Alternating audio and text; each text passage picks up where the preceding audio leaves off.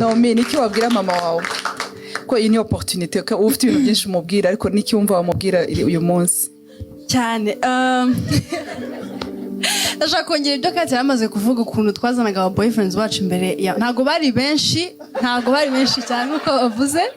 ariko hari igihe mama wamuzanaga imbere afite ukuntu akubwira ngo ngira mukuriye mu mwuka ngo nago mwiyumvamo atavuga yakuriye ikese ubwo nanjye nzi ibyo yakuriye ko ngenda bizi ntabwo ndavuga wapi akatuvuga ngo okay ngo none kanjye gusenga naye nkabo kanjye njye gusenga tuze kuroba Imana nza kumva ubwo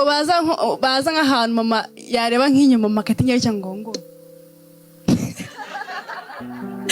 mu mutwe hoya ariko handi ni byiza icyo navuga